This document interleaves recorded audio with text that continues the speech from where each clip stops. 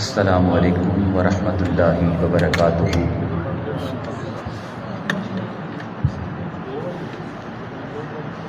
نحمدہ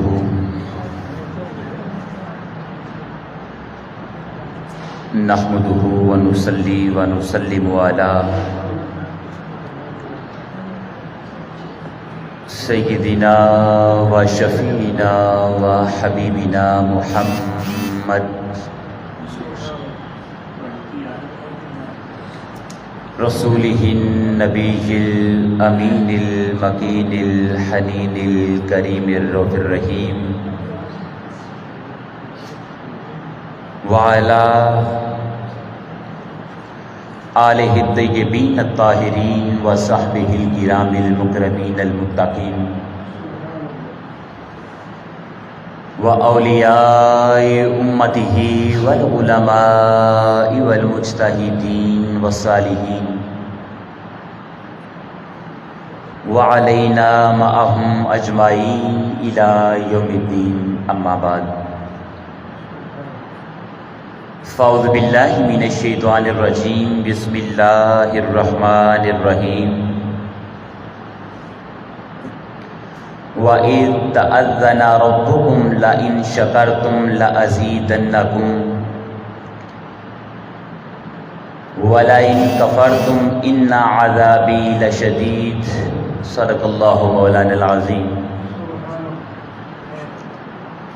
ان اللہ وملائکتہ یصلون علی النبی یا ایھا الذین آمنوا صلوا علیہ وسلموا تسلیما۔ اللہم صلی علی سیدنا و مولانا محمد وعلی آلہ وصحبہ وبارک وسلم۔ ایک مرتبہ تمام حضرات مل کر حضور کی بارگاہ میں درود و سلام کا نذرانہ پیش کریں۔ پڑھیے الصلاۃ والسلام علیکہ سیدی یا رسول اللہ وعلی آلک و اصحابک یا سیدی یا حبیب اللہ۔ حاضرین عزیز وقار، اللہ رب العزت کا صد بار شکر کہ جس کی توفیق خاص سے اور حضور نبی کریم صلی اللہ علیہ وآلہ وسلم کے پاک جوڑوں کے صدقے سے آج ہم سبھی احباب جمعۃ المبارک کی ان روحانی، وجدانی اور لسانی ساعتوں میں خالق کائنات کے گھر میں اکٹھے ہوئے ہیں۔ دعا کرتے ہیں باری تعالیٰ ہمارا مل بیٹھنا اور سننا سنانا اپنی بارگاہ عالیہ میں قبول و منظور فرمائیں۔ حاضرین محترم، جیسا کہ آپ کو معلوم ہے کہ یہ مہینہ حضور تاجدار کائنات حضرت محمد مصطفیٰ صلی اللہ علیہ وآلہ وسلم آپ کی ولادت باسعادت کا عظیم مہینہ ہے، اور جیسا کہ آپ جانتے ہیں کہ میں گزشتہ چند جمعۃ المبارک سے آقا علیہ الصلوۃ والسلام کی ولادت کے حوالے سے آپ کے سامنے گفتگو کر رہا ہوں، لہذا اسی تسلسل کی کڑیوں میں سے ایک کڑی آج کی اس نشست میں آپ کی خدمت میں حاضر ہے۔ اگر آپ کو یاد ہو تو پچھلے جمعۃ المبارک پر میں نے آپ کے سامنے اس چیز کا ذکر کیا تھا کہ جب اللہ پاک کسی انسان کو کوئی نعمت عطا فرمائے تو اس نعمت کے شکرانے کے مختلف طریقے ہوتے ہیں۔ ان طریقوں میں سے میں نے فقط ایک طریقہ آپ کے گوش گزار کیا تھا، جو حضور شیخ الاسلام ڈاکٹر محمد طاہر القادری مدد اللہ علیہ آپ نے اپنی کتاب جس کا نام ہے میلاد النبی صلی اللہ علیہ وآلہ وسلم، اتنی موٹی ضخیم کتاب ہے سبز کلر کی، اس میں حضور شیخ الاسلام نے ان طریقوں کو بیان فرمایا ہے۔ تفصیل کے ساتھ اگر پڑھنا چاہیں تو میں نے حوالہ آپ کے گوش گزار کر دیا، آپ پڑھ سکتے ہیں۔ لیکن آئیے آج کی اس نشست میں اسی تسلسل کو لے کر آگے بڑھنا چاہوں گا۔ آپ کی یاد دہانی کے لیے میں بس چند جملوں میں یہ چیز ذکر کر دوں کہ پچھلی دفعہ ہم نے جو پہلا طریقہ آپ کے گوش گزار کیا تھا کہ جب اللہ پاک کوئی نعمت عطا فرمائے، رب انسان کو کوئی انعام عطا کرے، کوئی نعمت عطا کرے، انسان پر جب کوئی بلیسنگ ہو تو انسان سب سے پہلے طریقہ یہ ہے اس پر عمل کرے کہ وہ اس نعمت پر خالق کائنات کی بارگاہ میں بار بار اس کو یاد کرتا رہے۔ بولیے کیا کرتا رہے؟ سب بولیں ذرا۔ اس کو یاد کرتا رہے، اس کو بار بار تذکرہ کرتا رہے، اس کا ذکر کرتا رہے۔ یہ میں نے آپ کی گوش گزار کیا تھا کہ جب رب کائنات نے بنی اسرائیل کو فرعون کے عذاب سے نجات دلائی تو خالق کائنات نے قرآن کریم کے اندر بنی اسرائیل کو مخاطب فرمایا اور ارشاد فرمایا، یا بنی اسرائیل لذکروا نعمتی التی انعمت علیکم، اے بنی اسرائیل اس نعمت کو یاد کرو کہ ہم نے تمہیں فرعون کے عذاب سے نجات دلائی تھی اور ہم نے تمہیں اس زمانے کی جتنی قومیں تھیں ان تمام قوموں پر ہم نے تمہیں فضیلت عطا فرمائی تھی، لہٰذا یہ جو نعمت ہم نے تمہیں عطا کی ہے اس کو بار بار ذکر کرتے رہو۔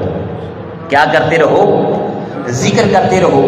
تو پھر اسی کے ساتھ میں نے جوڑا کہ بنی اسرائیل کو اگر فرعون کے عذاب سے نجات مل جائے تو حاضرین محترم خالق کائنات ان کو فرماتا ہے کہ بار بار اس نعمت کا شکر ادا کرتے رہو، اس کا ذکر کرتے رہو، اور ہم نے تمہیں اس نعمت سے نجات دے کر، یہ نعمت عطا کر کے تمام قوموں پر فضیلت عطا کر دی ہے۔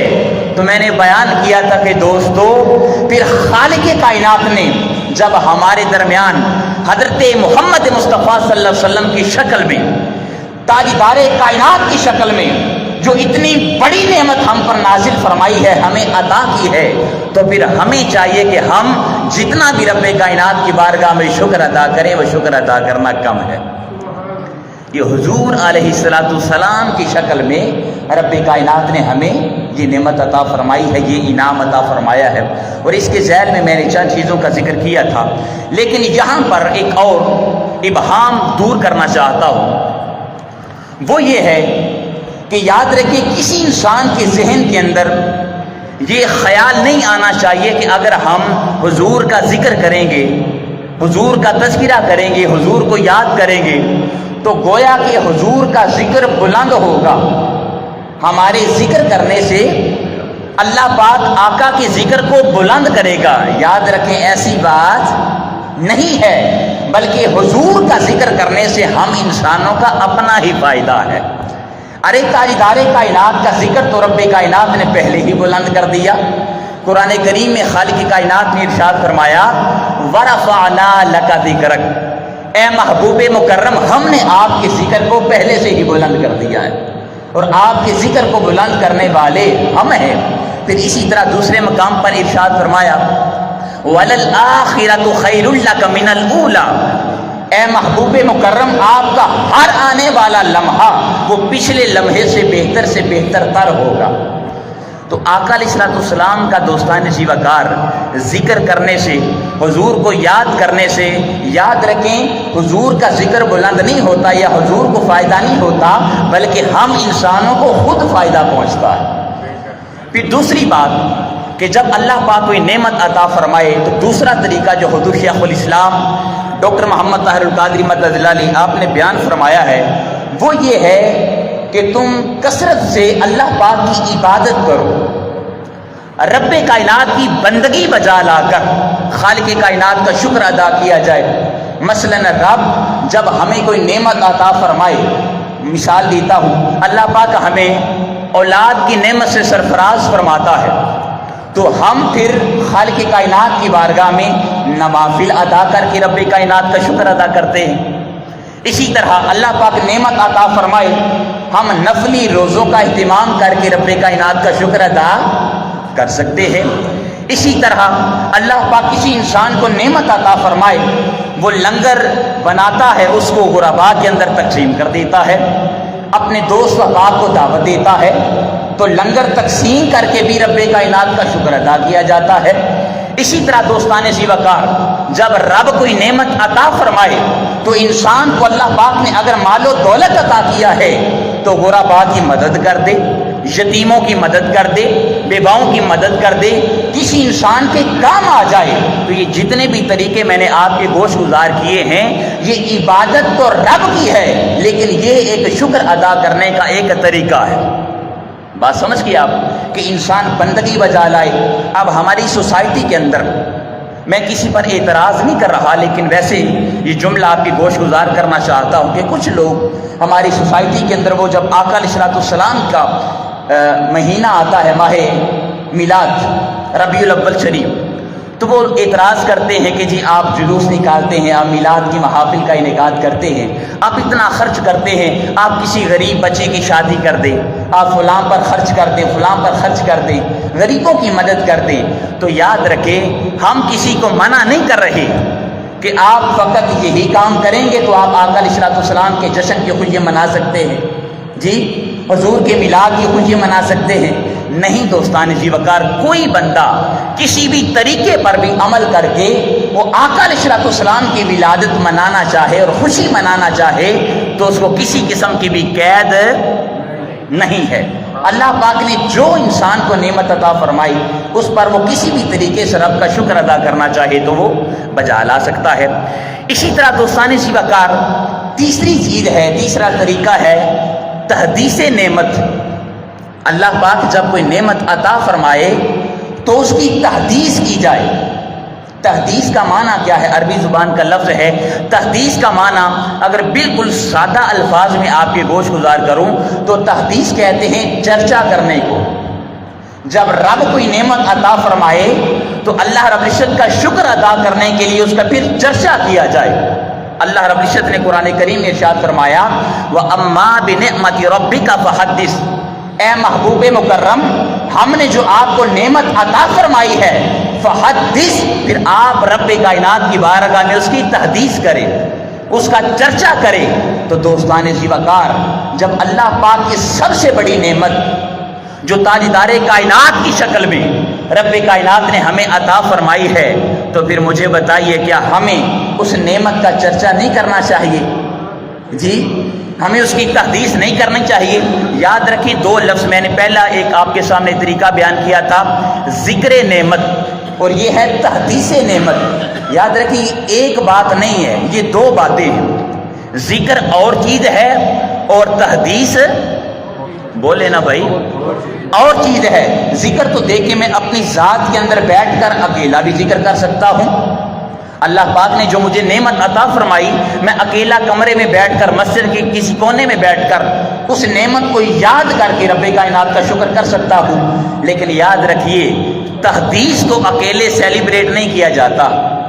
تحدیث کا معنی یہ ہے کہ اے بندے، جب اللہ پاک تمہیں کوئی نعمت عطا کرے تو پھر لوگوں کے سامنے اس نعمت کا شکر ادا کرو، لوگوں کے سامنے اس چیز کا چرچا کرو، لوگوں کے سامنے اس چیز کو بیان کرو، اس کا تذکرہ کیا جائے، تو تب جا کر اس تحدیث کا حق ادا ہوگا۔ تو اللہ رب العزت نے آقا علیہ الصلوۃ والسلام کی شکل میں ہمیں اتنی بڑی نعمت عطا فرمائی ہے، تو پھر جو طریقہ آپ کو پسند آتا ہے، ہمیں چاہیے کہ پھر اس نعمت کا رب کائنات کی بارگاہ میں ہم شکر ادا کرتے رہیں۔ اور جو بندہ یاد رکھے شکر ادا کرتا ہے، اللہ پاک اس انسان کو اور زیادہ عطا فرماتا ہے۔ میں نے یہ جو قرآن کریم کی آیت کریمہ موضوع کے طور پر آپ کے گوش گزار کی ہے، سورہ ابراہیم کی آیت نمبر 7، لَإِن شَكَرْتُمْ لَأَزِيدَنَّكُمْ، اگر تم میری بارگاہ میں شکر ادا کرو گے تو اے بندے میں تمہیں اور زیادہ عطا کروں گا، اور زیادہ تجھے نوازوں گا۔ تو دوستان ذی وقار، جب اللہ پاک نے ہمیں آقا علیہ الصلوۃ والسلام کی شکل میں اتنی بڑی نعمت اعجاز سب عطا فرمائی، تو پھر ہمیں چاہیے کہ لوگوں کے سامنے اس نعمت کا چرچا کیا جائے، لوگوں کے سامنے اس کو بیان کیا جائے۔ اور اللہ پاک کا بھی یہی وعدہ ہے قرآن کریم کے اندر، فَاذْكُرُونِي أَذْكُرْكُمْ، اے بندے تو مجھے یاد کر، میں تجھے یاد کروں گا، تو میری تعریف کر، میں تیری تعریف کروں گا۔ اب جو بندہ رب کائنات کی ذات کا شکر ادا کرتا ہے، اور خدا کی ذات کو یاد کرتا ہے. اب یہاں پر رک کر ایک جملہ سماعت کیجیے. ہم ہیں انسان جی، اور انسان جو ہوتا ہے یہ محدود ہوتا ہے، یہ متناہی ہوتا ہے. جب تک انسان کے جسم اور روح کا تعلق آپس میں رہتا ہے وہ انسان انسان رہتا ہے. اور جب روح جسم سے پرواز کر جاتی ہے، قفس عنصری سے پرواز کر جاتی ہے، تو جس کو ہم انسان کہہ رہے تھے اور نام سے مخاطب کر رہے تھے، نام لے کر بلا رہے تھے، جب روح پرواز کر جائے تو اس انسان کا نام بھی تبدیل ہو جاتا ہے. پھر ہم یہ نہیں کہتے کہ فلاں انسان جو انتقال کر چکا ہے اس کے اب جنازے کو تیار کرو. پھر ہم کیا کہتے ہیں؟ میت کو غسل دیا جائے، میت کا جنازہ تیار کیا جائے، میت کا نماز جنازہ پڑھا جا چکا ہے. یعنی زندگی کے اندر جب جسم اور روح کا تعلق ایک دوسرے کے ساتھ تھا تب ہم نام لے کر پکارتے تھے، لیکن روح پرواز کر گئی اس بندے کا نام بھی تبدیل کر دیا جاتا ہے. ہم انسان ہیں تو جب تک اللہ پاک نے ہمیں روح عطا کی ہے تب تک ہم اللہ رب العزت کی ذات کا شکر ادا کر سکتے ہیں اور اللہ کی ذات کا ذکر کر سکتے ہیں. جو ہی ہماری روح قفس عنصری سے پرواز کرتی ہے تو یہ جو ہم اللہ اللہ کر رہے ہوتے ہیں یہ ظاہراً ختم ہو جاتا ہے، ظاہراً ختم ہو جاتا ہے. کیوں؟ اس لیے کہ جب روح اور جسم ایک دوسرے کے ساتھ منسلک ہوں گے تو تبھی انسان اللہ اللہ کرے گا. لیکن روح پرواز کر جائے تو انسان اللہ اللہ ظاہراً نہیں کر سکتا.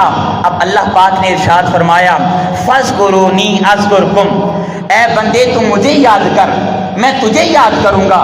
آپ دوستان سی وقار، جس انسان نے اپنی زندگی میں اللہ اللہ کرتے ہوئے بسر کر دی، انسان کا ہر لمحہ رب کائنات کی عبادت میں بسر ہوا، خالق کائنات کو پکارنے میں بسر ہوا، اللہ اللہ کرتا رہا، زندگی بسر کر کے اس دنیا سے چلا گیا، اس بندے نے اپنا وعدہ نبھا دیا.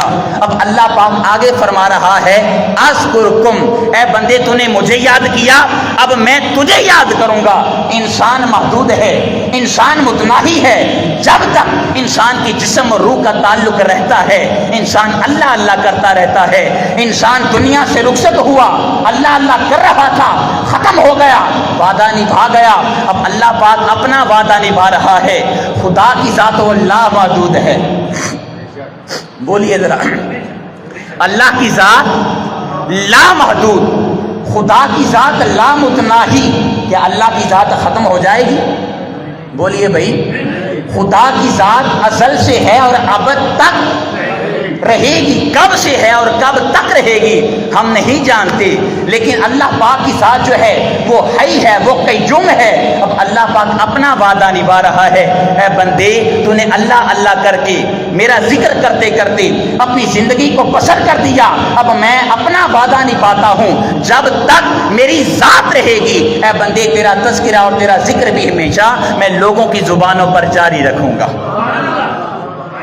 دوستو یہی وجہ ہے کہ آج داتا علی حجویری رحمۃ اللہ علیہ آپ ان کی نگری میں چلے جائیں لوگوں کا ہجوم ہوتا ہے جی. کوئی قرآن کی تلاوت کر رہا ہے، کوئی تاجدار کائنات کی ذات زیباکار پر درود و سلام پڑھ رہا ہے، کوئی اولیاء کے مناقب پڑھ رہا ہے، کوئی لنگر تقسیم کر رہا ہے، کوئی لنگر کھا رہا ہے. رونق کی رونق ہے. بغداد شریف چلے جائیں، شیخ عبد القادر جیلانی رحمۃ اللہ علیہ کے مزار پر آپ کے در پر لوگوں کا ہجوم نظر آئے گا. شیخ معین الدین چشتی اجمیری رحمۃ اللہ علیہ آپ کے در پر چلے جائیں لوگوں کا ہجوم نظر آئے گا. آپ سیدنا سلطان باہو کے در پر چلے جائیں لوگوں کا ہجوم نظر آئے گا. سخی لال شہباز قلندر رحمۃ اللہ علیہ ان کے در پر چلے جائیں لوگوں کا ہجوم نظر آئے گا. حاضرین محترم آپ بابا بلے شاہ رحمۃ اللہ علیہ ان کے در پر چلے جائیں لوگوں کا ہجوم نظر آئے گا. گویا کہ جتنے بھی اولیاء ہیں ان کے در آج بھی سلامت ہیں، لوگوں کی رونقیں ہیں. لوگ وہاں پر اللہ کی ذات کا ذکر کر رہے ہیں اور ان بزرگوں کا ذکر کر رہے ہیں. وجہ کیا ہے دوستو؟ وجہ یہی ہے کہ ان اللہ والوں نے اپنی زندگی کو اگر بسر کیا تھا تو دنیا کی خاطر بسر نہیں کیا تھا بلکہ رب کائنات کی خاطر بسر کیا تھا. سبحان اللہ، سبحان اللہ. اللہ کی ذات کی خاطر بسر کیا تھا. یہی وجہ ہے کہ آج ان کے در پر چلے جائیں تو رونق ہی رونق نظر آتی ہے. تو اس کو کہتے ہیں تحدیث نعمت، کہ لوگوں کے سامنے پھر اس نعمت کا چرچا کیا جائے، لوگوں کے سامنے اس چیز کو بیان کیا جائے، اللہ رب العزت کی ذات کا شکر ادا کیا جائے۔ اسی طرح اب چونکہ وقت کم ہے، میں چاہتا ہوں کہ اس موضوع کو آج کی اس نشست میں سمیٹ دوں۔ چوتھا طریقہ اور آخری طریقہ بیان کر دیتا ہوں۔ حضور شیخ الاسلام ڈاکٹر محمد طاہر القادری مدد اللہ علیہ آپ چوتھا طریقہ بیان فرماتے ہیں، ارشاد کرتے ہیں کہ اگر اللہ پاک کوئی نعمت عطا کرے تو اس کا چوتھا طریقہ یہ ہے کہ اس پر تم جشن عید کرو۔ بولیے ذرا، عید مناؤ، اس دن کو کیا کر لو، تم سیلیبریٹ کرو اور عید کی شکل اختیار کر لو۔ اب دیکھیں ذرا، یہاں پر ایک میں آپ کو مثال دیتا ہوں۔ حضرت عیسیٰ علیہ السلام، آپ کی قوم پر رب کائنات نے جب مائدہ نازل فرمایا، دسترخوان نازل فرمایا، تو اللہ پاک کی بارگاہ میں کیا عرض کرتے ہیں، ربنا انزل علینا مائدۃ من السماء۔ اب اگلی جو کلمات ہیں ان کو ذرا توجہ کے ساتھ سماعت کریں۔ تکون لنا عیدن لاولنا وآخرنا، کیا عرض کرتے ہیں باری تعالیٰ، تو ہم پر آسمان سے مائدہ، دسترخوان، آسان لفظوں میں باری تعالیٰ تو ہم پر کھانا نازل فرما۔ کیوں؟ اس لیے کہ آپ کا وہ دسترخوان بھیجنا باری تعالیٰ وہ ہمارے اگلوں کے لیے بھی عید بن جائے اور ہمارے پچھلوں کے لیے بھی عید بن جائے۔ اب یہاں پر تھوڑی توجہ کیجیے گا۔ حضرت عیسیٰ علیہ السلام اللہ کی بارگاہ میں کیا عرض کرتے ہیں، باری تعالیٰ ہم پر تو دسترخوان نازل کر تاکہ وہ عید کا دن بن جائے ہمارے اگلوں کے لیے بھی اور ہمارے پچھلوں کے لیے بھی۔